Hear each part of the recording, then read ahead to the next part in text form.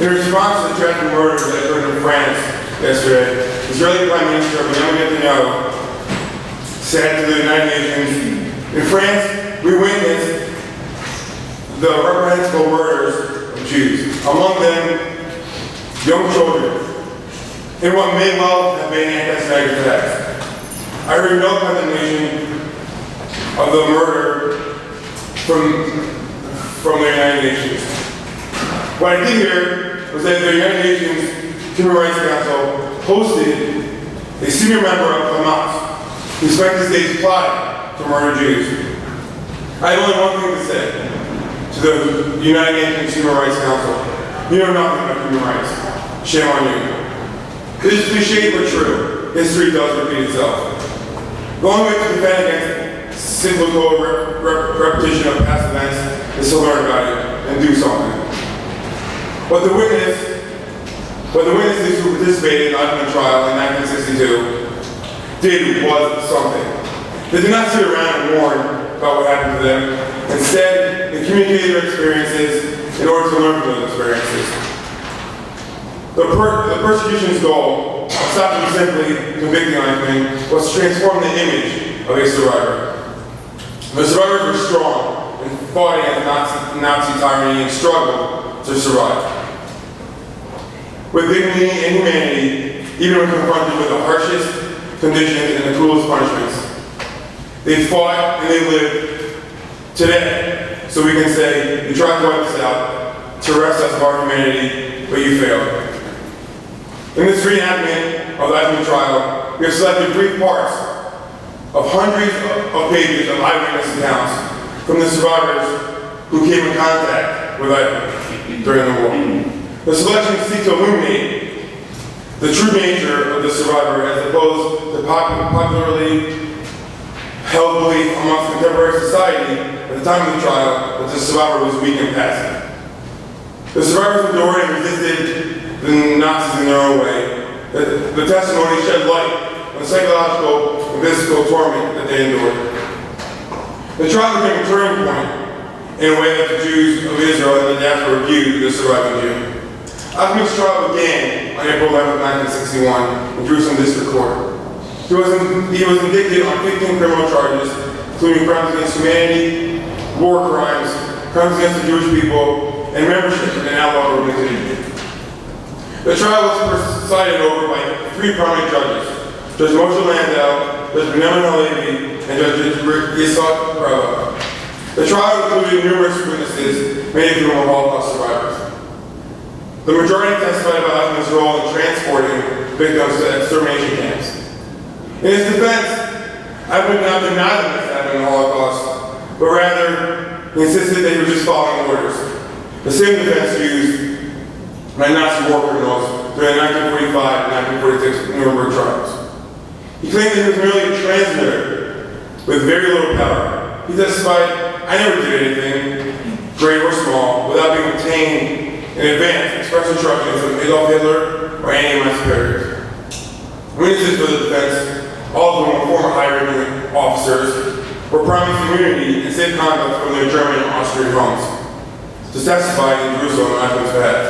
Yet none of the witnesses were willing to come to Israel, choosing to send court depositions of their testimony, none of which were consistent with Eichmann's following orders of defense. One deposition from Otto Winkelmann, a former SS police officer in Budapest, stated, Eichmann had the nature of a subaltern, which means a fellow who uses his power recklessly without moral conduct. He would certainly overstep his authority if he thought he was acting in the spirit of his commander. After 14 weeks, with more than 1,500 documents, 100 persecution witnesses, 90 of whom were Holocaust survivors, and dozens of defense depositions, the Eichmann trial concluded on August 14, 1961. This event was one of great significance for Holocaust survivors. It was a turning point in the worldwide perception. Most people believe that the Jews who went through the Holocaust were weak and did little to defend themselves from their subjugation at the hands of the Nazis. Testifying about the horrors they endured and what they had to fight to force the world to begin to change the way they understood the term Holocaust survivor. No longer were they weak, no longer were they viewed as lesser. They were heroes, they were people who fought for Judaism, who fought for a greater purpose. They were the ones who were strong. The Eichmann trial was more than just bringing justice to someone who had done wrong. It was a story that needed to be told, a story that would allow us to keep our promise never again.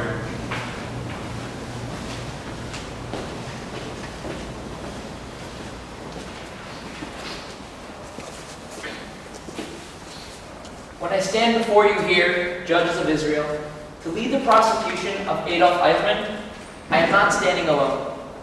With me are 6 million accusers, but they cannot rise to their feet and point an accusing finger towards he who sits in the dock and cry out, "I accuse," for their ashes are piled up on the hills of Auschwitz and the fields of Treblinka, and are strewn throughout the forests of Poland. Their graves are scattered throughout the length and breadth of Europe. Their blood cries out, and their voice is not heard. Therefore, I will be their spokesman, and in their name, I will unfold this awesome indictment. The history of the Jewish people is steeped in suffering and tears. "In thy blood live" is the imperative that has confronted this nation ever since it's made its first appearance on the world stage. Pharaoh in Egypt decided to afflict them with their burdens and cast their sons into the river. Haman's decree was to destroy, to slay, and to cast them, and to cause them to perish. Thessaloniki slaughtered them in multitudes, and they were butchered in Petluras pogroms. Yet never, down in the entire blood-stained road traveled by this people, never since the first days of its nationhood, has any man arisen who has succeeded in dealing in such grievous blows as Hitler's iniquitous regime, and Adolf Eichmann as its executive arm in the extermination of the Jewish people. In all human history, there is no other example of a man against whom it would be possible to draw up such a bill of indictment as has been read here. The most terrible crimes and fearful figures of barbarism and bloodlust throughout history, Genghis Khan, Attila, or Ivan the Terrible, the telling of which curdles our blood and makes our hair stand on end in horror. Deeds that have become a proverb and a taunt, an everlasting abhorrence to the nations. They almost seem to pale into insignificance when contrasted with the abomination and the murderous horrors which will be presented to you in this trial. At the dawn of history, there were examples of wars of extermination, when one nation assaulted another with intent to destroy. When in the storm of passion and battle, peoples were slaughtered, massacred, and exiled. But only in our generation has a nation attacked an entire defenseless and peaceful population, men and women, graybeards, children and infants, incarcerating them behind electrified fences, imprisoned them in concentration camps, and resolved to destroy them utterly.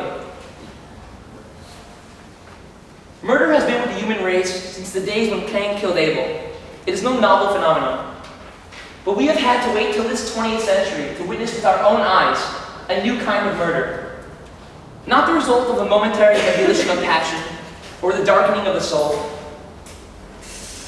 but of a calculated decision and of a painstaking planning.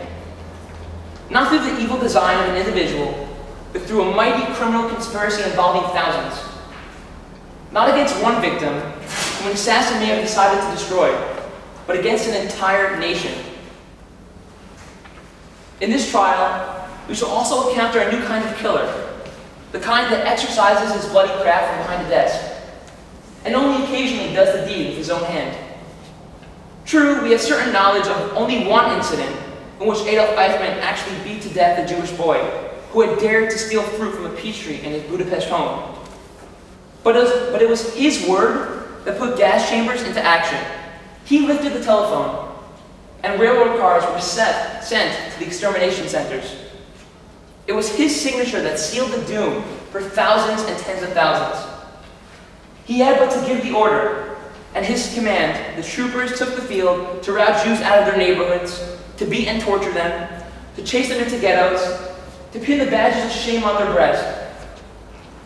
Till finally, after torture and pillage, after everything had been wrung out of them, when even their hair had been taken, were they sent en masse to the slaughter. Even still, their corpses were still of value. Gold teeth were extracted, and wedding rings removed. We shall find Eichmann describing himself as a fastidious person, a white-collar worker. To him, the decree of extermination was just another written order that needed to be executed. Yet he was the one who planned, initiated, and organized. He was the one who instructed others to spill this ocean of blood and to use all the means of murder, theft, and torture. He must bear the responsibility, therefore, as if it was he who with his own hands knotted the hangman's noose, who lashed the victims into the gas chambers, who shot in the back and pushed into the open pit every single one of the millions that were slaughtered. Such is his responsibility in the eyes of the law, and such is his responsibility according to every standard of conscience and morality. His accomplices in the crime were neither gangsters nor men of the underworld. They were leaders of nations.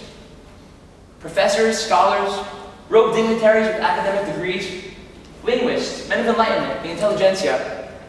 We shall encounter them, doctors and lawyers, scholars, bankers, and economists, in those councils which resolved to exterminate the Jews, and among the officers and directors of the work of murder in all its terrible phases.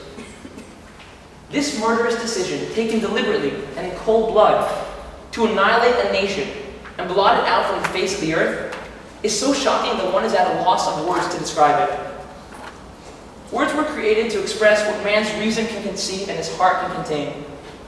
Yet here we are dealing with actions that transcend human grasp. Yet this is what did happen. Millions were condemned to death, not for any crime, not for anything they had done, but simply because they were members of the Jewish people. The unprecedented crime carried out by the Europeans in the 20th century led to the adoption of the concept of a new crime, unknown to human annals throughout, even during the darkest of ages, the crime known as genocide. The calamity of the Jewish people in this generation was the subject of consideration at a number of the trials conducted in the wake of Germany's defeat in World War II, when mankind resolved to set up instruments of defense through the establishment of courts and execution of judgments to ensure that the horrors of war that our generation has witnessed shall never recur. But in none of those trials was the tragedy of Jewry as a whole the central concern. It was among the subjects treated. Sometimes it was given great weight, always invoked sentiments of horror, but it was never at the center, since the accused at these trials were indicted for crimes against members of various nations. We shall find Jews among those carrying out Nazi orders, in the Jewish police, in the ghettos, and in the councils of elders. Even at the entrance of the gas chambers, there were Jews whose task was to calm and to persuade them that they were going to take showers. This is one of the most satanic aspects of the entire program. To deaden man's senses, to deprive them of any emotional and intellectual vigor, to leave no more than a terrified and lifeless robot, so that it was possible to use the prisoners themselves as part of the murder machine against their own people, and so that the Gestapo could reduce the number of their own men in the camps. Of course, at the end, even those robots did not escape the fate of their people and were put to death with their brethren. It is extraordinary that even in the midst of this inferno, there were men who succeeded in preserving the divine image and were not broken. There were also others. In this trial, we shall not deal with the Jews who carried out orders, neither the capos or the members of the Council of Elders. This is not a trial of the victim. This is a trial of the destroyer. Nor shall we enter into the problems of the course of the Jewish leader or public worker, how he should have followed within the jaws of the tiger, whether it should have been the way of Edelstein, who tried to organize the Theresienstadt ghetto, or that of Rumkowski, who hoped to save the Jews of Lodz by obeying German orders, and when he learned that he was being deceived, he went of his own free will to Auschwitz. Or the methods of Hausner, who tried to negotiate and find a tiny avenue of escape for few people. Or the course adopted by Chernyakhov, who poisoned himself when he saw that the Nazis were demanding that he hand over the Jews of Warsaw to be sent to their death. This controversy has no place in this trial, and I do not think that today we can establish a book of rules for the proper behavior of a victim in relations with the beasts of prey. That we can say how this or that leader in Warsaw, Budapest, Prague, or Vienna should have acted. Whether he should have tried to save what he could, whether he should have incited rebellion, or whether he should have clung to every straw of hope for deliverance, even when this hope had no foundation. We are all, of course, proud of the Warsaw Ghetto, of the various instances of resistance and rebellion of the partisan fighters who struck out at the evil regime. But this trial is not a tribunal. At which this problem can be clarified, we shall leave it to the historian of the Holocaust. Here, Adolf Eichmann is on trial.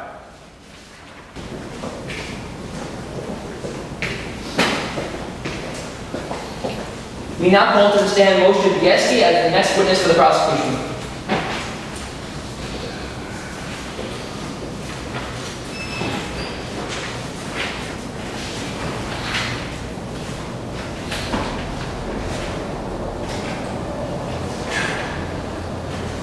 Everything we are talking about is still in 1942. One night the town was surrounded. Evidently it was difficult to hide, but a large part of the people had prepared hiding places, together with a group of 15 people. I immediately took shelter in a particular place which had been prepared for this. We lay down there. We had some provisions. We lay in that place for about 3 days. It was in an attic. On the 4th day, we heard shots all over the town. All the time. This time people were not hauled to other places. They were shot in their hideouts where they were caught. The 3rd day we heard they're conducting searches near our hiding place, and on that same night it was decided we must get out, for in any case there's no point in us remaining there. It was snowing. We divided amongst ourselves a little food that remained. It was groups. We went out 2 by 2. I and my companion, Katzenbold, went out through the Polish Christian cemetery of the town and walked to a neighboring village, and there we hid. We had the address of a certain farmer. I would ask you to point out if I'm being too lengthy on a particular topic. How many people were there in the group? In the group to which I belonged, it varied. There were days when we went out in a group of 70, 90, depending on the work. The firm, Strauch, had 700, 800 men whom it was entitled to divide up amongst the places of work which it managed in Krakow. The work was from the early hours, and it consisted of loading coal. What do you mean by early hours? Rising time was 4:30 in the morning. Before we left for work, there was a morning roll call. All the occupants of the hut were lined up on the campground until the commander appeared and was given a report. A number of people alive, a number of people who had died, if there were deaths, how many were killed, what was the state of the sick, the state of the healthy. Where did they die, and where were they killed? In the course of these events, it's difficult for me to remember the days on which people did not die, were not killed. I now pass to our lot, the lot of those who went outside to work. It might be thought to have been easier, for at least from the moment that we left the precincts of the camp until the moment that we returned to it, we were involved in work. Although the work was hard, it was work. Oh, at the same time, the people in the camp who remained there were subjected to things which I later on experienced personally because I myself had to endure them. They had to set up a camp, only afterwards did we know the reason. The work went on from the early hours of the morning till late hours of the evening, always under supervision, and of course very hard labor when it was necessary to lift heavy stones from the tombs. They were not given more people than could perform this labor only with supreme efforts. And then if something was not done properly, then individuals and also complete groups of 30, 40 people were executed in battery space. I said earlier it might be thought that our lot was good. The food in the camp was bad, scarce, and therefore the people who went outside could not resist the temptation to obtain some food for themselves, the members of their family. And since for a considerable part of the people, this was close to Krakow, where they had friends, they used to buy things. The danger arose daily when they came back, because on their return they were searched at the gate. If food was found, it ended, in the best of circumstances, with whippings, between 25 and 100 lashes on the naked body. How many did you suffer? Me, I was flogged not because of this, for a different reason. I was whipped 25 times. A certain part of my body, which out of respect for your honor, I shall not mention, was crushed. For weeks I could not walk, but I had to go out to work, but there was no alternative. There were cases of collective punishment. When someone escaped, for example, I can remember the case of a factory in Monaco. This was a brick factory, which before the war had belonged to a Jew, who's also in Israel today. A group of people worked there. This group, in its entirety, 49 men and 1 woman, were killed as they returned to the camp. This was still the beginning of March. A man from one of those working parties, which belonged to the Richard Strauch firm, working at another place, he escaped. He came from the town where my parents lived.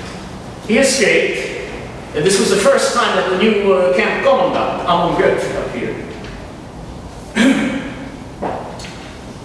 Now, these were various periods. For instance, in Warsaw, in the first period, there was a little more space in the camp. We lived in huts. There were bunks on 3 levels.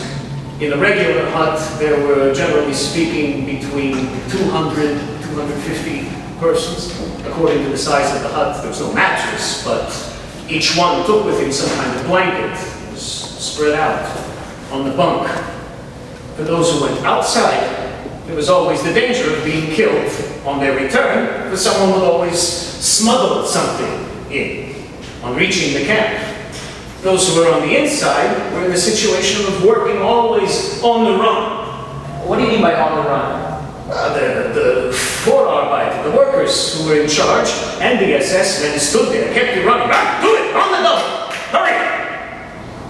And I'll give you the example of 2 engineers who, owing to the fact that the hut was not erected quickly enough, was the late Mrs. Reiter, an engineer from Krakow, and the engineer Ingber was shot dead, killed because of that fact. And there were also other methods of punishment. The punishment of standing. For what? For what offense?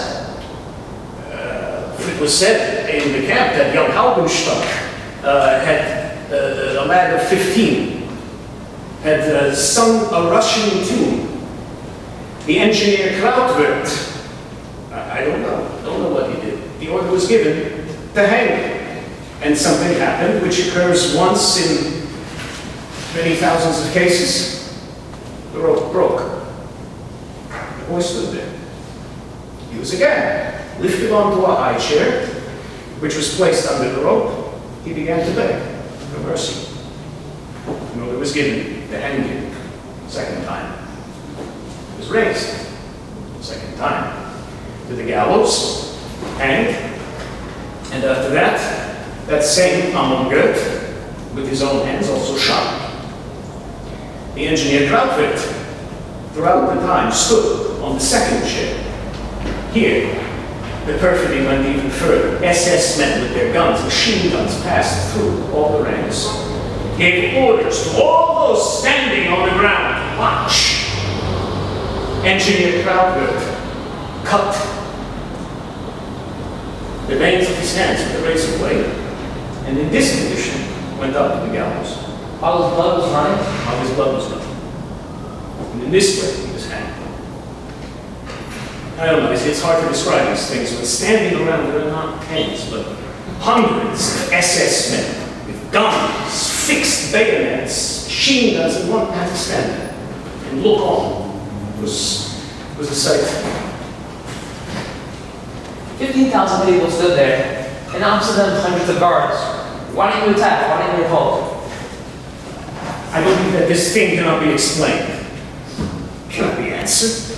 There's no single reply. What I can talk about is the general situation. Perhaps for this it can be reduced. It will certainly be difficult for anyone who was not there to understand. But after all, this happened in the middle of 1943. It was already the 3rd year of the war. It did not begin with this. It began with something else. People were already, the whole Jewry was already in a state of depression, owing to what they had endured during 3 years. This is one thing.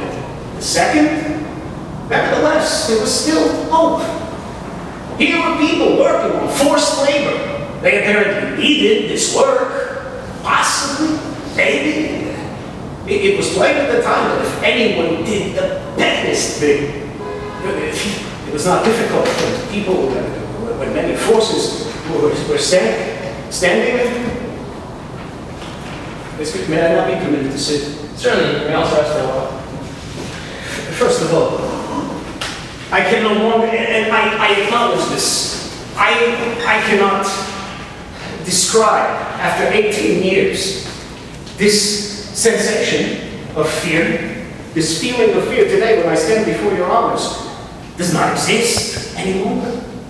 I do not suppose it's possible to define it for anyone. After all, this thing is ultimately a terror-inspiring fear. People stand facing machine guns, and the mere fact of gazing on that hanging of a boy and his cries, and then in fact, no ability remains to react. And something else, the belief in the fact that nevertheless, the war would somehow, someday come to an end, that we should not, because of that, endanger 15,000 people. One could ask something else. If we did, where would we go? Nearby us, there was a Polish camp. There were 1,000 Poles, and there too were shootings from time to time under no better conditions than ours. 100 meters beyond their camp, they had a place to go, their homes. I don't recall one instance of escape on the part of the Poles. But where could any of the troops go?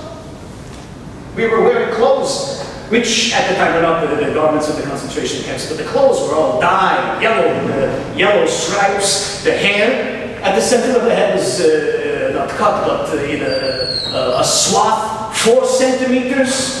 They made a kind of swath in width. And just for the moment, let us suppose that 15,000 people within the camp even succeeded without armed strength, empty-handed. Let us suppose they even did manage to go beyond the boundaries of the camp. Where could they go? What could they do? But inside the camp, it seemed at any rate. Let's not forget this, Your Honors, in 1943, we did not yet know what was the fate of our families. And what had happened to all those who had been taken away in the deportations. This became known to us only much later. Therefore, there was also the hope that by carrying on with the work, it was impossible to imperil the lives of 15,000 people. And these are, moreover, not the only reasons, Your Honor. Anyone today trying to find the causes, I do not know whether he could find them. For one simple reason. It's not physically possible to present those conditions in the courtroom. I do not believe, heaven forbid, that people won't understand this. I myself, though, cannot explain it. I experienced it on my own person. Accordingly, the question perhaps can be asked from the dialectic point of view, but the conditions of those times cannot be described. These were different situations. This is completely different. I'll quote one other example. Classic example. There was a martyr in our camp. All of us were in the situation in which we found ourselves, but let's take Engineer Greenberg, one of the most beloved inmates of the camp, who was appointed to plan the construction of the huts. I cannot really remember this man without bruises, without a bandaged head, without wounds. This man, every single day, either they set dogs on him, or he received beatings, 100 lashes, 25 or simply fist blows. Because in a particular place, a job was not performed. This same man, more than once, implored the camp commandant, "God, shoot me!" He himself never committed suicide. This is even stranger. And his wife and daughter were in that camp, and I think his daughter lives in Jerusalem. His wife and daughter were from time to time thrown into prison in order to frighten him into committing something. It was a fact. This man underwent, in addition to what the inmates of the camp endured, If there are 100 stages of hell and not 7, he went through them all in his lifetime. Ultimately, he was killed. He's no longer alive. But it's a fact. That is the situation. Try to explain it today. You'll not find the explanation. These were different conditions. Something had already befallen a Polish Jew before we reached Warsaw.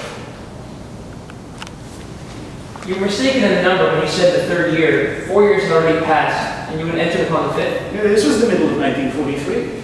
They began, in fact, before the war on 1 September. I'm still describing events that took place up to June and July 1943. It's to say, in the course of 3 years. If Your Honor will permit me this remark, these 3 years were much more than 10 times as many in the most terrible conditions that the human mind can picture to itself from the point of view of physical possibility. Mr. Beisky, when groups proceeded to outside work and passed by each other, did you from time to time exchange orders or information? Now, this was the irony of fate, but this is how matters were when we came back from work. The night squads, those who worked the second shift, were going out to work. We would meet in a hurry, only passing each other. It was impossible to know what was the position inside the camp that day. What rage the commandant and his assistants had acted, if there would be night work that day. All that could be heard during that meeting was, what's news? And they used to say, 4 north, 10 north. This was indicated the number of victims who had fallen that day in the camp up to the time of return. Incidentally, if I may be allowed to recall this, the Attorney General asked me why they did not rise up during this period. I shall give a better example. There was also, in fact, no difficulty, not for me personally, to escape. During the time that I was at my place of work in the gas works, since in the course of the work, there was the possibility in the gas works, the municipal gas works in Garbach. And moreover, of the group to which I belonged, before the war, on the Lahat Tzionit, a few managed to cross into Slovakia. On 2 occasions, a representative was sent to get me out. Those 2 are living in Israel today. Federica Maza, who's in Rahovot, and the other was Eli Weiss, who's in Haifa. Both of them met me near the gates of the camp and informed me that it had become possible to smuggle a number of people into Slovakia. And some of our comrades, most of whom are today in Israel, succeeded in crossing into Slovakia. But it's not a simple matter when you have 70, 80 persons from the same town, amongst them my 2 brothers, to flee the camp. When you know that in the afternoon of the same day, the entire group will no longer be alive. And consequently, people did not dare to do this so easily. Even when the chance existed, even when at the time, still, 1943, crossing into Slovakia appeared to be a kind of a promise of life. And it's a fact. I did not do so. These 2 people reached Palestine. The one, Federica Maza, managed to get here at the beginning of 1944, brought the first tidings. Thank you very much for your testimony. You can take your seat.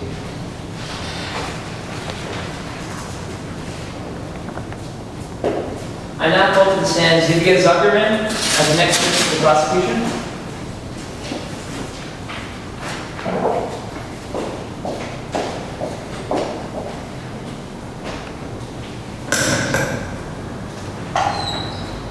Did the Jews feel at that time that they enjoyed the protection of the law of any ruling authority? In the first days of my reach in Warsaw, I felt, and other Jews in the ghetto felt, that in essence, we had been placed beyond any law, and that any German could do whatever he pleased. But apart from these restrictive regulations, other decrees were issued within a short time. Business establishments were taken from Jews, homes were taken from Jews. They were forbidden to ride in electric trams, forbidden to travel on trains, forbidden to trade. But apart from legal prohibitions, we became outlaws in matters of life and death. Any German could do with us as he pleased. I'll give you an example. In the early days of the Jewish ghetto, a Polish policeman was looking for a certain Jew to take vengeance upon him, to arrest him. The Jew drew a pistol and killed the Polish policeman. As retribution for this, the Germans, the following morning, entered the courtyard of Maluski 9, removed 950 Jews from among these living in the courtyard, and from those who just happened to be there by chance. they were taken away and didn't return to their families. Therefore, in the early days, there prevailed this feeling of being collectively responsible for the acts of each individual Jew. If anyone lifted a finger, if any German or Pole mentioned that any Jew spoke out against the Germans, hundreds of Jews would pay for this with their lives. I remember another instance. One of our friends from before the war, a culture Jew, an important engineer, had a Ukrainian friend who related that this Jew had reported a German. They came to him at night, removed him from his bed without saying a word to his family. Only half a year later did word reach his wife that her husband had been taken away, and if she paid, she could get those ashes. We shall hear of the cultural activity and the cultural problems from another witness. But from you, I want to hear about the legal framework of the restrictions. Were there riots against the Jews? I've already previously stated that we became objects of anarchy, and if there had only been these laws and restrictions, which were intended to depress us, to degrade us and bring us to starvation, we felt that nevertheless, in spite of this, the Jews could somehow be capable of circumventing the restrictions and carrying on with our lives. But life didn't turn out this way. We've been placed beyond the law. I recall a day when I went out in the morning to attend to matters, and the streets were full of Jews hastening to their work, just to seek a source of livelihood. Suddenly, a column of Germans passed in a hurry, and without any reason, they fired in all directions without distinction. We were left lying prone on that day at that hour. I saw it, scores of people, women and children and men, without knowing for what or why. This thing happened day after day, and we realized this was a means of frightening us and terrorizing us, so that we should be afraid, and indeed, the Jews feared they'd pay with their lives. And the second method beyond the scope of any law was a kidnapping for forced labor. A person would leave his house in the morning and would never know if he would return or when he would return. Various formations of Germans were able to come in day by day in the morning or towards evening to close the street with screams of such nature that it would be too difficult to describe them as actually being human voices. They would collect people by shooting and without taking note of age or sex, seize people and take them off to work. Some of them, on their return, related that they had never engaged in any work. There were those who were simply carried stones from place to place, those who dug holes and filled them in again. And again, it was clear that this was a method of torture, of terror, and of making our lives worthless. At first, there was still contact between the ghetto and the outside world. When was the ghetto sealed off? Out of the blue, without prior notice. At the beginning of November, if I'm not mistaken. The Jews got up in the morning and everyone hurried to his work and his source of livelihood. And suddenly was confronted with the fact that the ghetto was closed. German and Polish guards were standing at the gates. And this happened so suddenly. If up to that time the refugees had come from other centers, and also those who had been uprooted from their homes had not been able to take all their possessions, suffered from starvation, at least they were able to go out to the Aryan side and work and trade, and now suddenly, all of this was over. In fact, the ghetto with its hundreds of thousands of Jews became converted into one huge prison, a prison in which each person throughout the months and years received 125 grams of bread, a kilogram of jam per month, a little soap substitute, and some kilograms of coal. Waste for cooking and for heating the rooms. And in prisons, too, there are certain rules. In this prison, in this ghetto, there were no rules. Despite the announcement that the ghetto would be a place where Jews would be able to live in greater tranquility, they would be able to put their lives in order. The misdeeds of the Germans, instead of stopping as they had promised us, kept increasing. The Germans, who I had no doubt about it, not then and not today, had a single aim, which was to torture us, to degrade us, and to crush us. How did you adjust yourselves to these conditions? The Jewish youth movements adjusted their works to the new reality. Right from the beginning, when it appeared to us that the German policy was to degrade us, to depress us, by closing libraries, schools, and apart from 4 grades, to change us into a nation of slaves, of ignorant people, we still believe this wasn't for total destruction. Our activities during that time, until news of the extermination reached us, we concentrated on the war against these restricted laws. We felt that these prohibited laws were intended to wipe out the human image, that our battle was to just preserve the human image and to develop a spirit of revolt against these evil decrees. When I say revolt, I don't refer at present to a particular rebellion, but to preserve the human, social, and cultural character of the youth. Thank you very much for your testimony. You may now take your seat.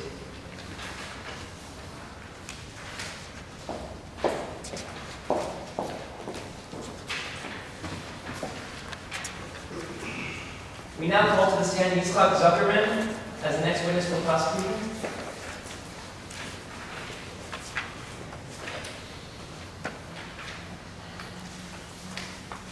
The underground prepared a plan of resistance. What to do? There were various suggestions.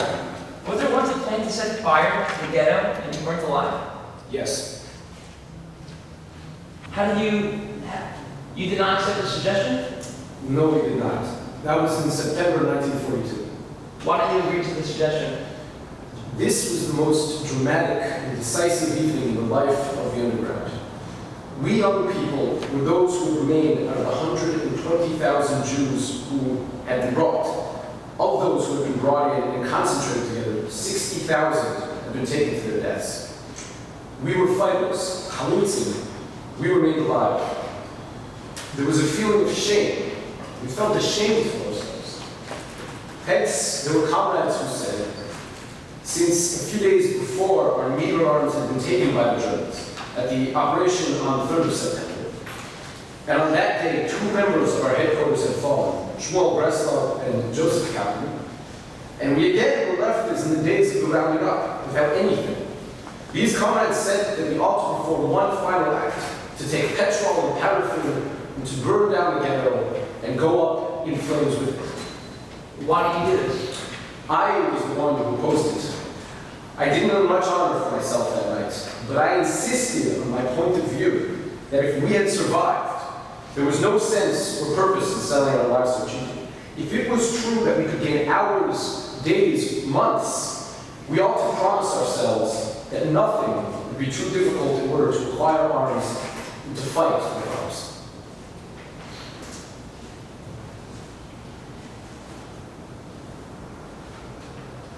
And now please read the Hebrew translation.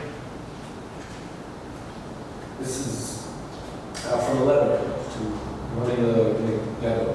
The 23rd of April, 1943. Shalom Yitzhak. I don't know what to write to you. I'll waive personal details this time. I have only one expression to convey my feelings and those of my colleagues. Something has occurred which is beyond our wildest dreams. Twice the Germans fled from the ghetto. One of our squads held out for 40 minutes, and the second for more than 6 hours. The mine which had been buried in the brushmakers area exploded.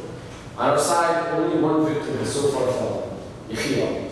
He fell as a heroic soldier beside his machine. When the news reached us yesterday that members of the PPR attacked the Germans and that the Schweitz radio station broadcast the wonderful news about our self-defense, I had a feeling of completeness. Although we still have much work to do, everything that has been done so far was done to perfection.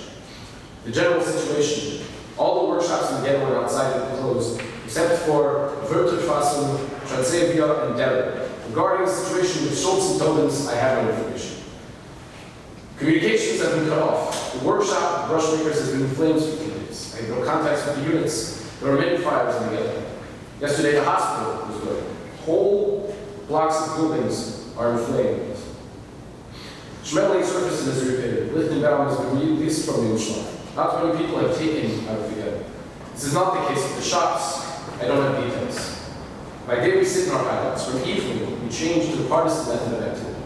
3 of our units go out at night with 2 objectives: armed patrols and obtaining arms. You should know, a revolver is of no value. We have hardly been using it. What we need are grenades, rifles, machine guns, and explosives.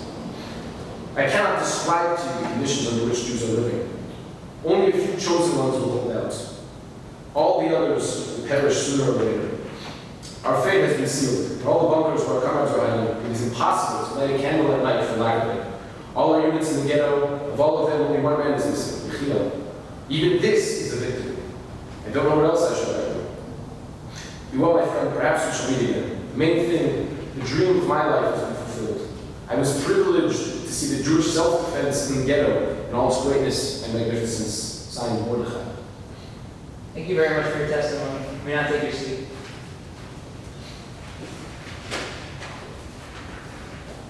We now call to the stand Abba Kovner as the next witness for the prosecution.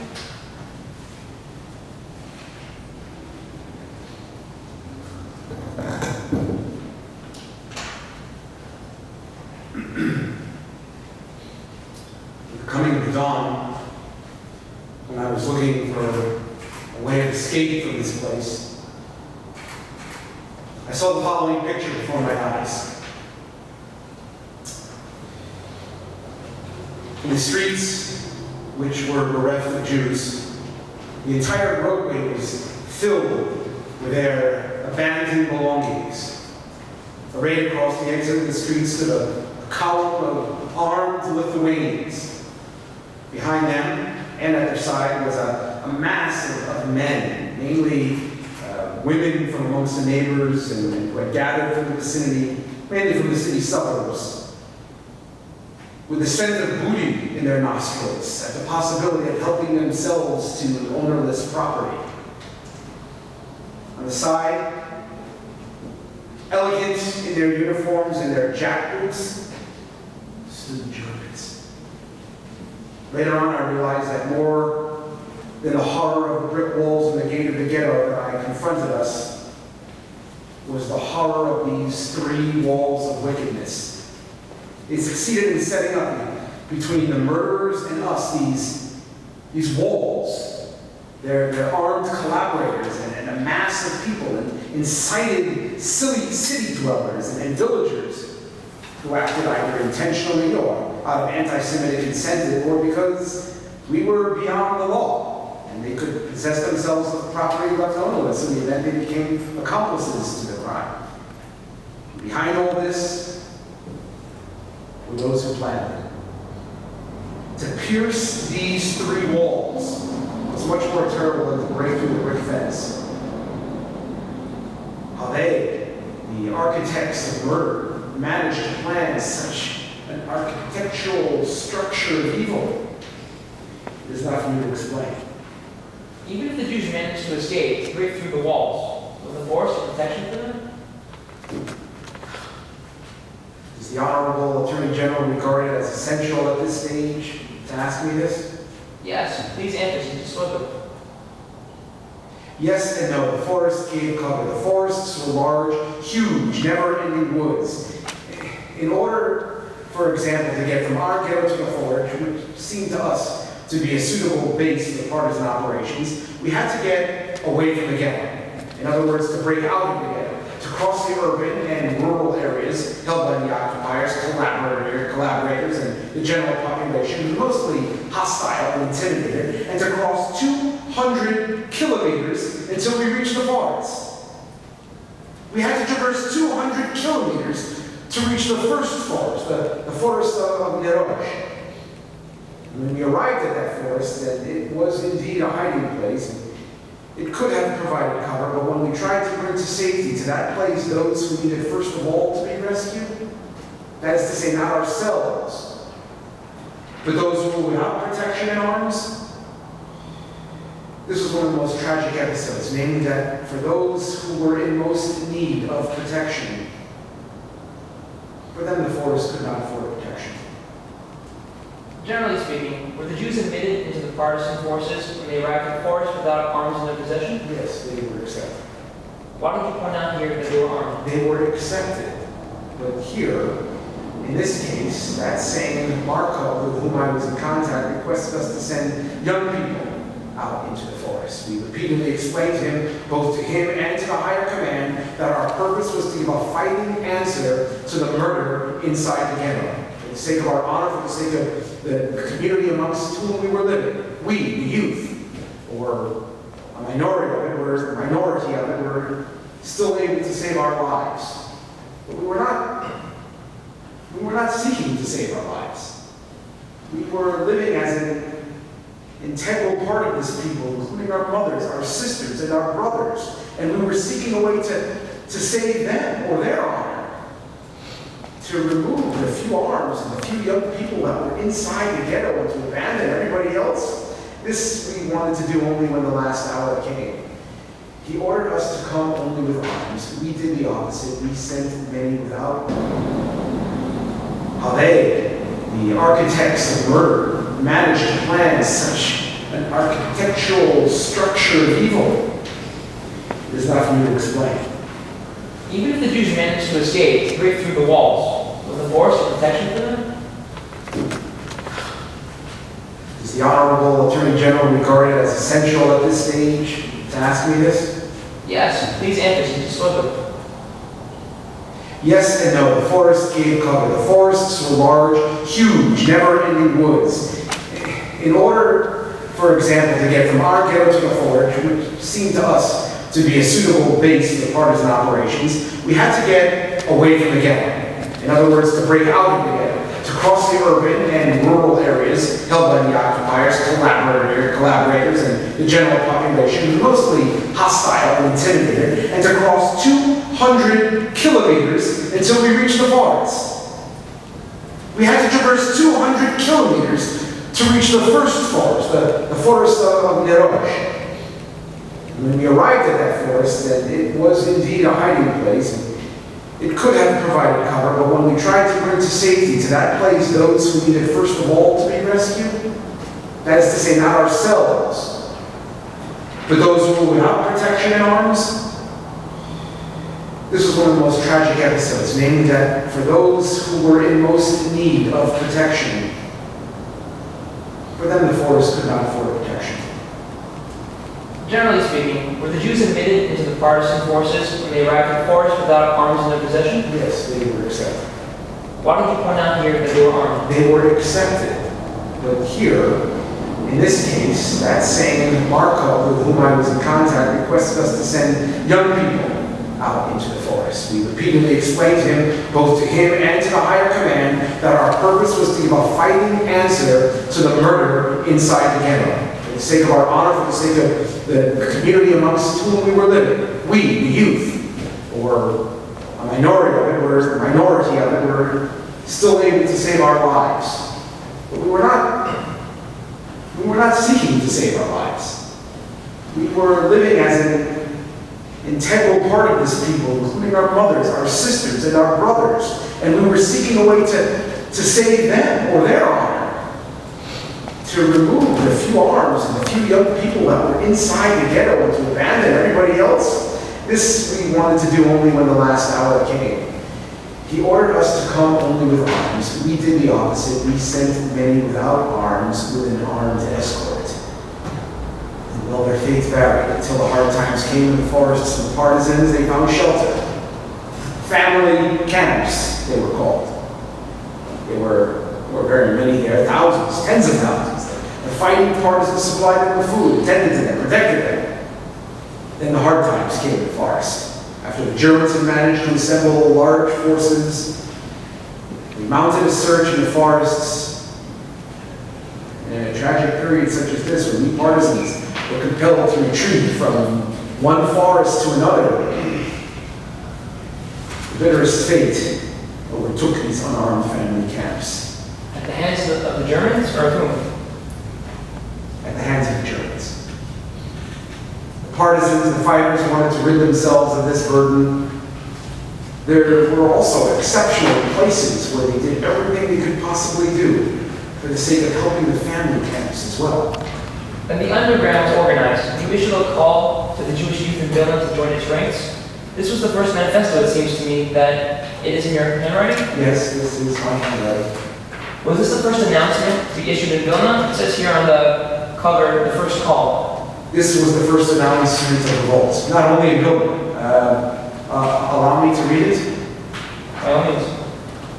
I shall try to read it directly in Hebrew. It is written in Yiddish, although I remember that I wrote it the original in Hebrew. Afterwards, I myself translated it into Yiddish thereafter. It was published in typewritten form. Let us not go like sheep to the slaughter, Jewish youth. Do not believe those who are deceiving you. Out of the 80,000 Jews of the Jerusalem of the way, only 20,000 remain. In front of your eyes, our parents, our brothers, and our sisters are being torn away from us. Where are the hundreds of men who were snatched away for labor by the Lithuanian kidnappers? Where are those naked women who were taken away on the horror night of provocation?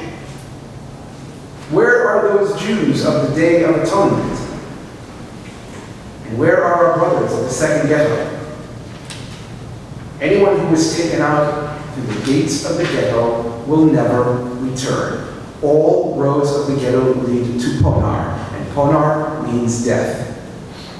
O despairing people, tear this deception away from your eyes. Your children, your husbands, your wives are no longer alive. Ponar is not a labor camp. Everyone there is shot. Hitler aimed at destroying the Jews of Europe, and it turned out to be the fate of the Jews of Lithuania to be the first.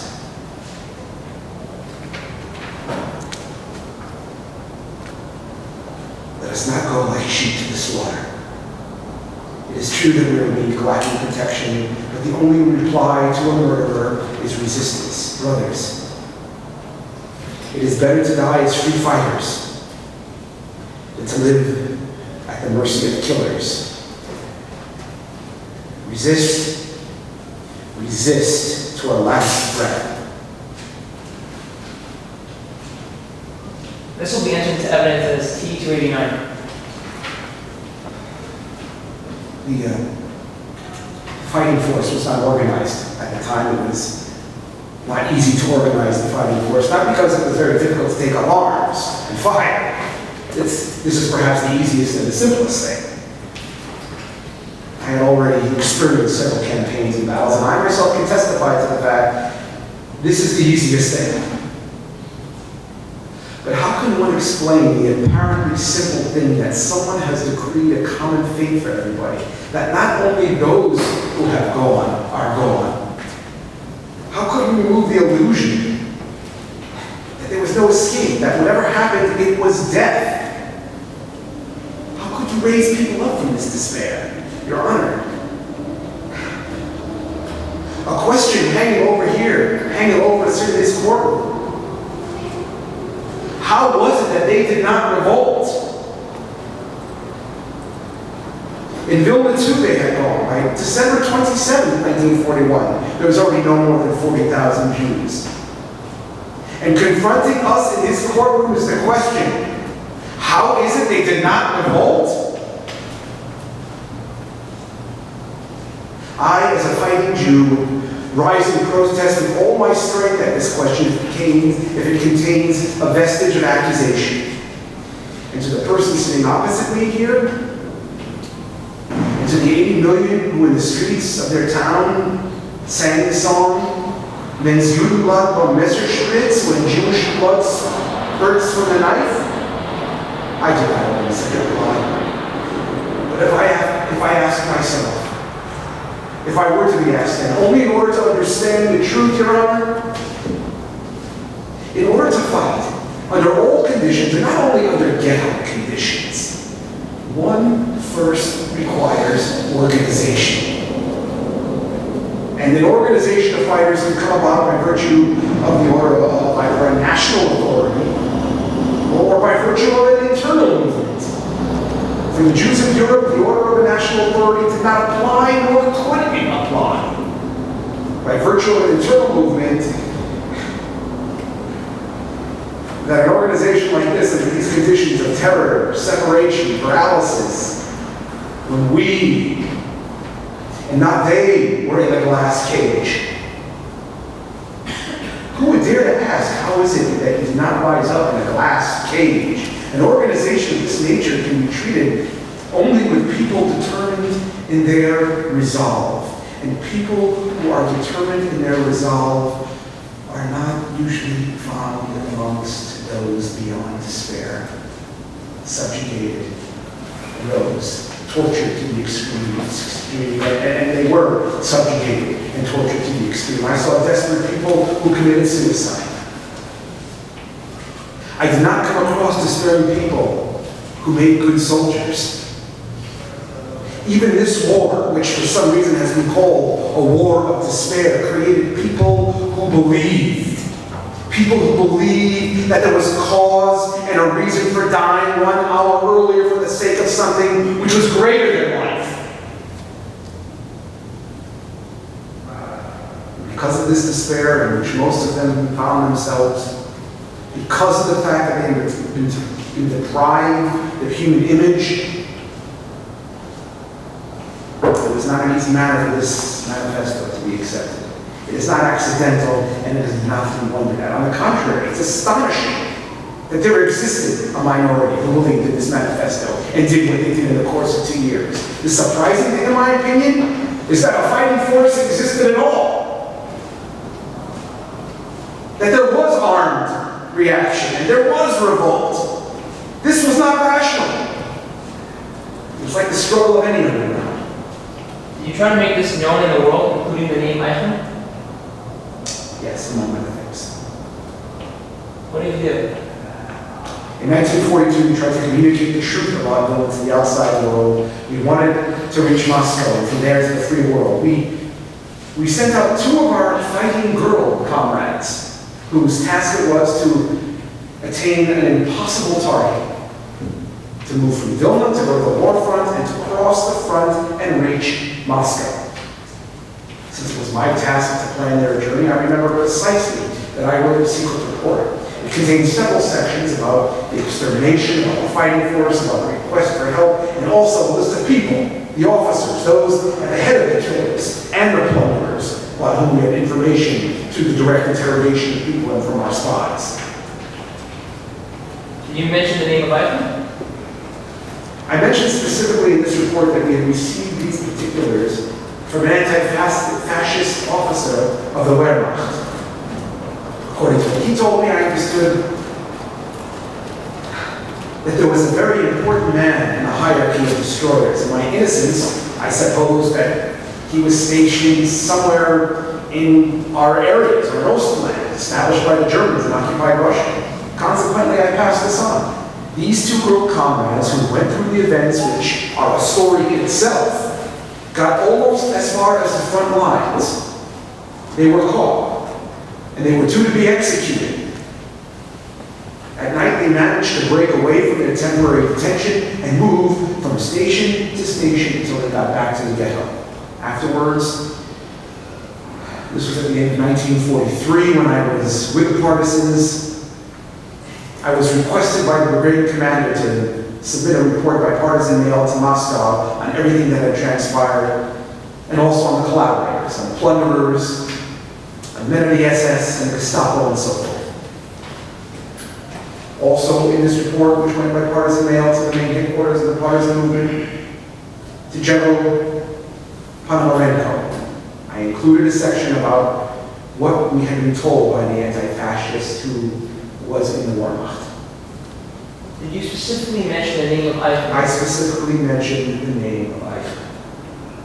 Only after the war did it become clear to us who he was, in fact, and what he was. What became known to you after the war? What his function was. Do you have grounds for supposing that the report was delivered to them? The second message was delivered. No, I have grounds for supposing that it was. Why? For this time I did something very unusual. Inside the material I wrapped one of my poems. And my poem, after unusual adventures, reached Palestine when I myself had not yet reached this country.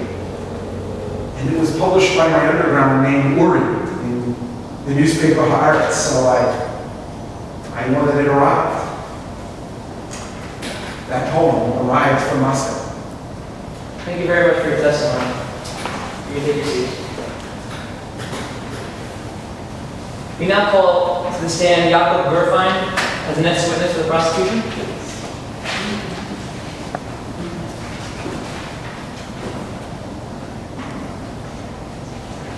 Tell me, at the railway station, when they packed you into the train going to Belzec, when you thought that it was likely to go to Belzec, why didn't you resist? Why didn't you board the train? We had no more strength at that time. We kind of just wanted it to end quickly. You gotta remember, this was 1943. We've been through a lot. We had no more strength. You wanted it to end? We wanted to die more quickly. Then why did you jump to the window? There was a sudden impulse, a spark ignited inside us when we heard that the train was going to Belzec. We saw other people jumping, and a spark kindled inside of us. I actually did not want to jump, but my mother pushed me. Had she not pushed me, I probably wouldn't have jumped. How are you safe in the cell? We headed to Yaroslav. On my way to Yaroslav, I reached the city of Presno. There were no Jews in Presno. I hid there in the house of a Christian family. After that, I headed towards Krakow, which was a bigger city. In the city, I attempted to get into the ghetto. In the ghetto, terrible conditions. There were terrible conditions. I escaped, I pretended to be Christian. I headed towards the camp of Plazhou. I met people coming back from work there. I entered the camp. The conditions in the camp were a lot worse. They were also terrible conditions. I ran away. I pretended to be Christian. And I crossed over the Slovakian border into Hungary. Thank you very much for your testimony. You may take your seat. And with that, the prosecution rests.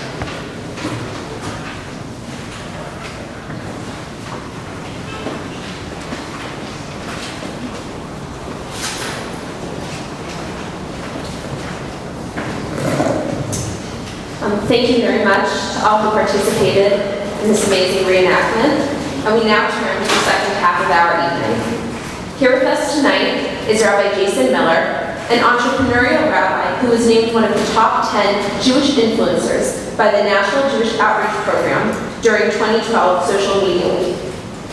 As an alum of the Call Rabbis Without Borders program and the Star Foundation's Peer Fellowship, he is a visiting professor at Oakland University in the Religious Studies Department and also teaches in the Beaumont Hospital, Oakland University School of Medicine. Rabbi Miller is the president of Access Computer Technology, a premier source for 21st century information technology, computer support, consulting, and social media marketing. Rabbi Miller launched Eitan, a social media consultancy to work specifically with synagogues and Jewish nonprofit organizations. He is interested in how modern technology affects Jewish life, particularly the impact of the internet on the Jewish global community. The Detroit Free Press called him the most tech-savvy Jewish leader, and the Huffington Post ranked him among the top 10 Jewish Twitter users. He writes the Jewish Text blog for the Jewish Week and a monthly technology column for the Detroit Jewish News. In addition to his personal blog, Rabbi Miller also blogs for the Huffington Post, Technorati, JTA, Feldman, the Abba Foundation, and Community Next. Tonight, Rabbi Miller will speak to us about the Eichmann trials and will share some insights from his article titled From Indifference to Compassion, How Israelis Reacted to the Shoah, 1945 to 1967. A question and answer session will follow. Please welcome Rabbi Miller.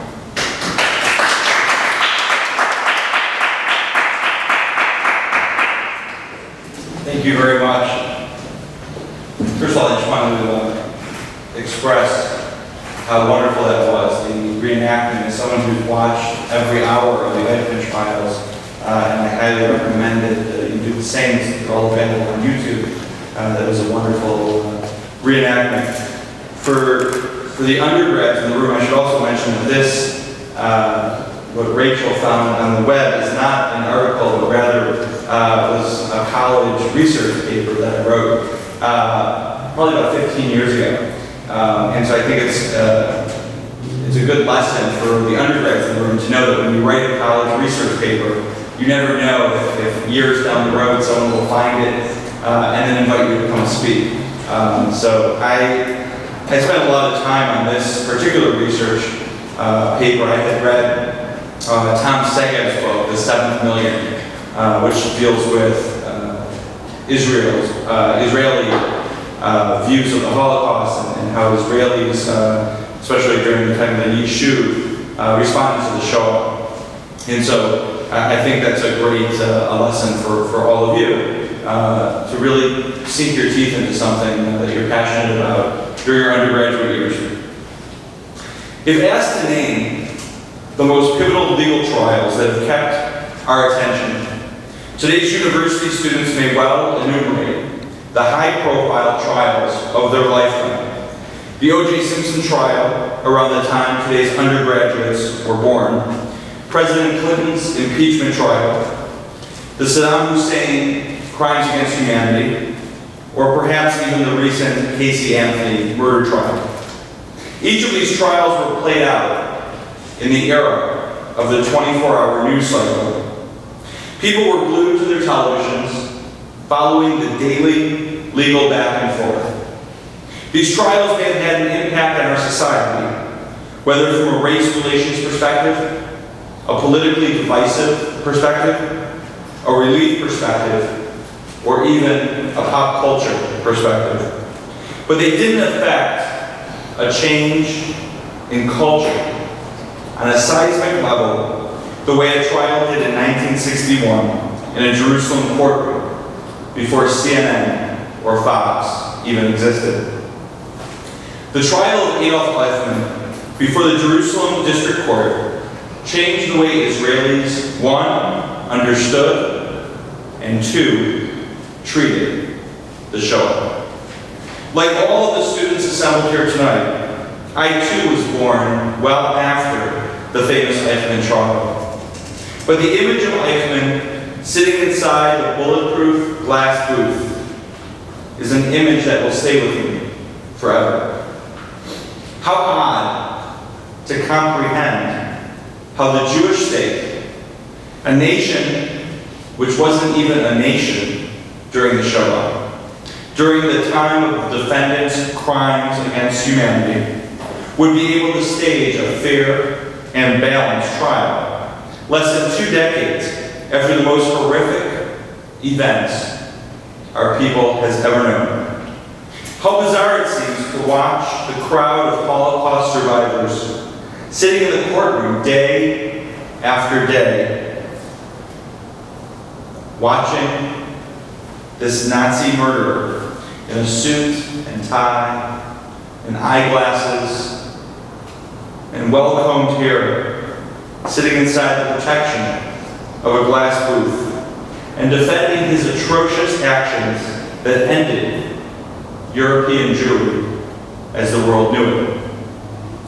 Eichmann was eventually indicted on 15 criminal charges, including crimes against humanity, war crimes, crimes against the Jewish people, and membership in an outlawed organization.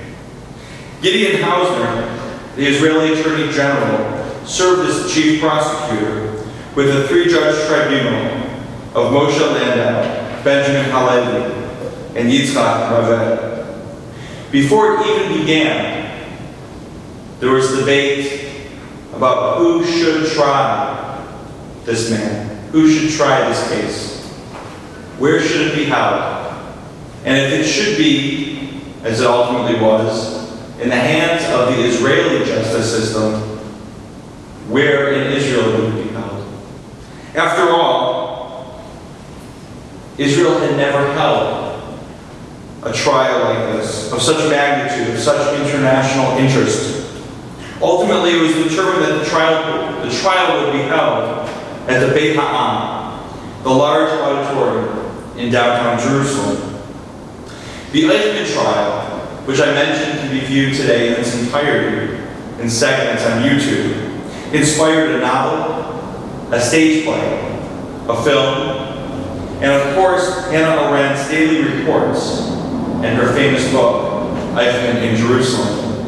The noted Holocaust scholar, Professor Deborah Lipstadt of Emory, recently published her own account of Arendt's biased coverage of the trial. I highly recommend Professor Lipstadt's book. Yes, this trial garnered a lot of attention up to the current day. But what is most notable about the Eichmann trial in Jerusalem is how it proved to be a cultural interrupter. A cultural interrupter in Israeli society a little more than 15 years after the end of the war in the darkest period of Jewish history. For many years immediately after the liberation of the camps, the Israeli reaction to the Holocaust seemed to be one of shame and embarrassment. In the first years after World War II, Israeli national memory rooted itself in heroic resistance, and many Israelis reacted to Holocaust survivors by distancing themselves. Sabonim, soap bars, is how many Israelis derogatorily called Holocaust survivors, making reference to the notion that those who perished in the Holocaust were then used to make bars of soap.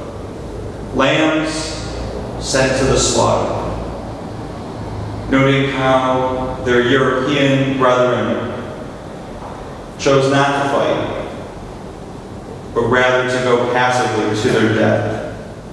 There are many possible reasons for this reaction. The wish not to have these terrible events be true, not to have them touch us, not to be too closely aware of what took place, a type of denial. At the end of the war, and more so, once Israel declared its independence of May of 1948, many survivors flocked to the reborn Jewish state, only to find themselves neither accepted nor understood. Israelis reacted to the Holocaust in a very peculiar way, and harbored very negative sentiments, resentment even, towards survivors. The reasons for these feelings can be attributed to how the Yeshiva acted in the midst of the Shoah, and also the cultural personality Israelis developed during their struggle for independence. These negative feelings did not last, however. Israelis' collective memory and reaction to the Holocaust and to survivors changed from the end of World War II, as I argue, to the Six-Day War, due to the following events. Most notably, Germany's reparations agreement with Israel, the Yad Vashem law, the Katzner affair, of course the Eichmann trial, and finally the nationwide observance, ultimately, of Holocaust Remembrance Day, which we know today as Yom HaShoah. It was due to these crucial events occurring between the end of the Second World War and the beginning of the Six-Day War that Israelis' collective memory with the Holocaust changed from indifference to compassion. I'd like to focus, of course, this evening on the Eichmann trial and its effect on Israel's treatment of the Shoah. The trial, as you've just seen, played the most significant role in the Israeli zeitgeist. But please know that while pivotal, there were other factors that I mentioned that also played a part in moving Israel from indifference towards the Shoah to communal memory. Today's visit to Israel, as you all know, of course, whether on a Jewish team tour, an adult mission of Jews or Christians, or the visit of a foreign dignitary, includes the requisite visit to Yad Vashem. And Yom HaShoah today is observed somberly, not only throughout Israel, but throughout the Jewish world. The Adolf Eichmann trial in Jerusalem led to a greater understanding, acceptance, and compassion for survivors and their ordeal in Nazi Germany. First, who was Adolf Eichmann? During the war, Eichmann provided leadership in the deportation, expulsion, and extermination of Jews. In January 1942, he took part in an interdepartmental meeting in the Berlin suburb of Wannsee to discuss the organization of the extermination program. When David Ben-Gurion announced that Eichmann had been captured in Argentina by Israeli agents and brought to Israel to stand trial under the 1950 law for the punishment of Nazis and Nazi collaborators, there was an immediate enthusiasm in the country for the operation itself. Many saw Eichmann's capture as a victory for Israel's struggle for survival and also of momentary pride. Since memory tormented many survivors, the trial of Eichmann forced them to confront their memories and to recount them for the first time as witnesses in court. Today, through such devices as the Steven Spielberg program, where we see survivor testimony, we've all grown up with it. Every Holocaust center plays videos. I was at the Jewish Museum in Manhattan earlier today. You see these videos of survivor testimony. We're so used to it. But the Eichmann trial is really the first taste of that personal memory, personal testimony that really stirred the Israeli public. The emotional explosion was set off by the sudden announcement of Eichmann's arrest expressed their almost unbearable anxiety over what they would discover. For allowing force in the capture of Eichmann, Prime Minister Ben-Gurion must have been inspired by a very strong commitment. The motivation behind his actions rested on his understanding of the Shoah and its meaning to the future of Jews, and to his strong belief that, by judging Eichmann, Israel would render a major service to itself, its citizenry, and the world. The atmosphere in Israel following the capture and abduction of Eichmann was mass hysteria. The nation eagerly awaited the trial that changed the scope of memory regarding the Holocaust in the Jewish state. The trial gave the Holocaust top media attention, not only in Israel, but worldwide. Suspicion and reservations accompanied the more positive feelings the forthcoming trial raised as well. But there was a political negative side as well. Some Israelis feared that the trial would reveal incidents of Jews collaborating with the Nazis, or of their passivity. During the trial, the major themes of the Holocaust discourse in Israel in the 50s were re-examined. The notions that the Jews went, quote, like sheep to the slaughter, and that the only resistance is armed resistance, and not spiritual, came under renewed scrutiny. The attitudes of Israelis, even the older citizens, began to change in light of the Eichmann trial. The murderer was personalized, which made the evil even more terrible and difficult to understand. The negative perceptions that Israelis had about the Holocaust victims were severely weakened by the personal descriptions of the survivors about their circumstances, which you just saw in the reenactment. The survivors' answers about why they did not resist allowed the public and the press to understand their own inability to comprehend what had happened to the European Jewry in the middle of the 20th century. And this is important. The trial brought Israel's citizens spiritually closer to the survivors. There had been a disconnect, of course.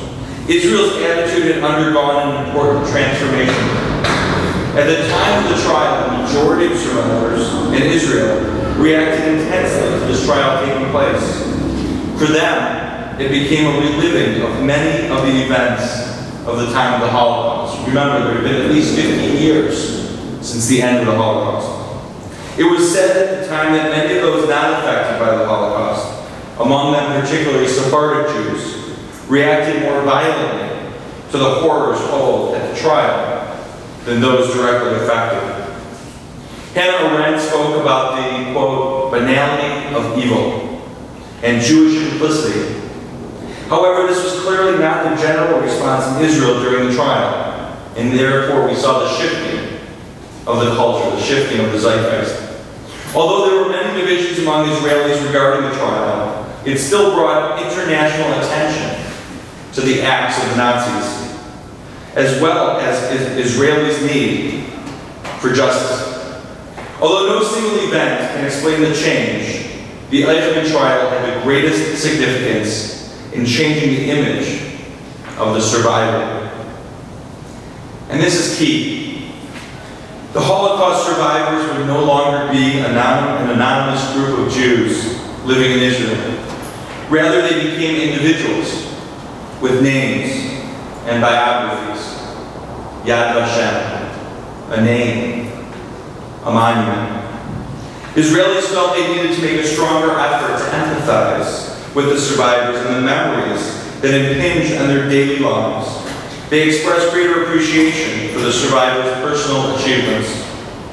Many survivors who had never shared their experiences with non-survivors came to feel, in the course of the trial and later afterward, a responsibility to do so. And again, it's a shifting of the paradigm, which we have grown up with, that survivors have this responsibility to humanity, a responsibility to the future.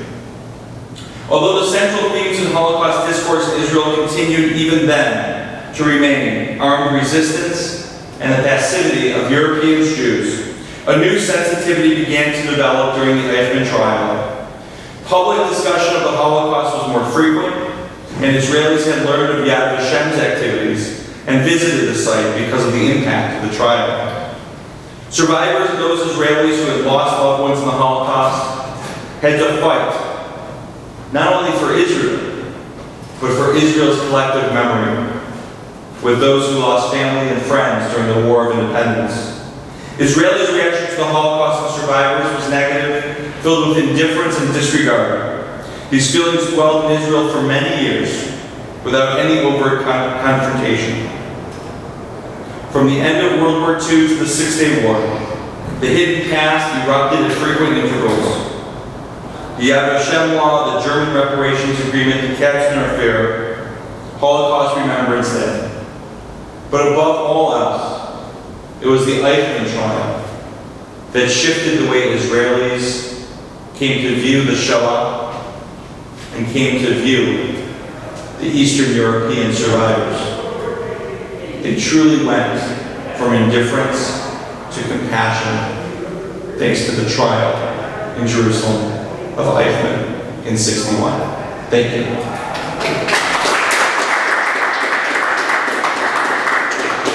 Anyone have any questions you want to ask? Okay, thank you so much. Oh, yes, I just want to thank you very much for coming. Quick anecdote and a question. Two of my grandparents are Holocaust survivors. They're still alive, thank God. And they came to Canada in 1947. They go to Israel, they came to Toronto. And my grandfather had a sister who had come to Canada before the war. And when he tried relaying his story to the sister to tell her what happened to the other siblings, what happened to the parents, she's dead now, she can talk about it, but she had the chutzpah to say that, we couldn't get salmon during the Depression, so don't tell me your stories. And that kept him quiet for over 30 years. So I'm curious what the impact of Eichmann was outside of Israel. All the trial happened in Israel. What was the impact of Eichmann outside of Israel and other communities where Holocaust survivors gathered? Yeah, it's a great, first of all, thank you for sharing that story. It's tragic. Someone just, sort of one-upping a Holocaust survivor by saying, we weren't able to get salmon. Unfortunately, that was a common occurrence at the time. I think the Eichmann trial, what happened was when you're on trial and you have witness testimony, and you say to the witnesses, by order of the court, you need to tell us everything that happened to you during that horrible time. And it's being videotaped. And it's being reported on in every major newspaper throughout the world. For the first time, you have survivor testimony. It wasn't grandchildren saying to grandparents, tell us what happened. That's a newer thing. That never happened. Before '61, in Israel, children and grandchildren did not say to Saba and Savta, tell us your story. In fact, it was considered vulgar to even bring it up. The trial forced it upon the nation because it said, you have to tell us. You saw it right here with the reenactment, right? You are under oath. Tell us everything that you know. To some extent, you could argue that Steven Spielberg and the like have done the same thing with survivor testimony, saying you are compelled to tell us. Eli Wiesel. You are compelled to tell us what happened. As Eli Wiesel says, war is destined to happen again. So that when we who have grown up with the Holocaust mantra of never again, we understand that. And I'm thrilled that your grandparents are still alive, but we all know that we are now in this generation in which the Holocaust survivors are dying. And if we don't get their testimony, if we don't have video cameras recording their testimony, if we don't have websites broadcasting their testimony, it's gone forever. And so that's really what changed everything, is the fact that they were under oath, they were forced to testify, and Israelis were compelled to listen. You discussed the religious aspect. How did they view God as a result of the revelations that came online? Yeah, so even before the Eichmann trial, we all know this, so forgive me for stating the obvious, but when Israel became a state in May of 48, there weren't fireworks going off, or if they were in the form of shelling and gunfire. Israel was at war, and the culture of Israel in 47 and 48, the sort of the poster image of Israel was of the strong, brave, and heroic Tzahal figure, military strength, revenge, fighting, guns, strength, and it was also of a fairly secular nature. So we didn't have time to be spiritual in 48. We were at war. We were fighting for the state, and Ben-Gurion was not such a religious figure, he was a secular figure. So when we talked about passivity during the time of the Shoah, it came to mean spiritual passivity, spiritual resistance. And Israelis said there is no such thing as spiritual resistance. There's armed resistance, there's military resistance, there's strength, there's revenge. There's not allowing your brothers to go like sheep to the slaughter.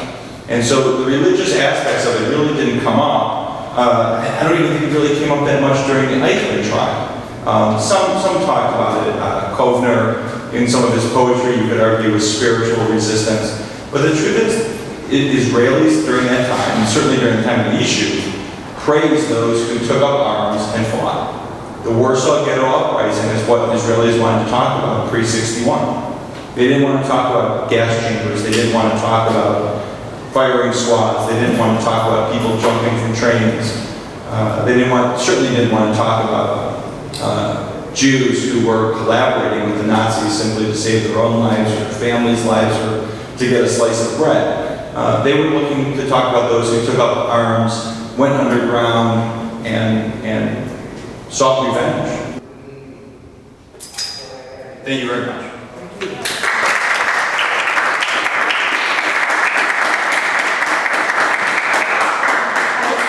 I just wanted to thank Rabbi Miller for coming and for everyone who participated in the trial. Thank you all to everyone as well for coming tonight. And I want to invite you all to our Yom HaShoah commemoration ceremony that's going to be happening on April 17th. The theme is Remember the Future, looking at the actions of rescuers during the Holocaust and understanding the impact of an individual and the choices that one makes. So I hope to see you there and have a good night.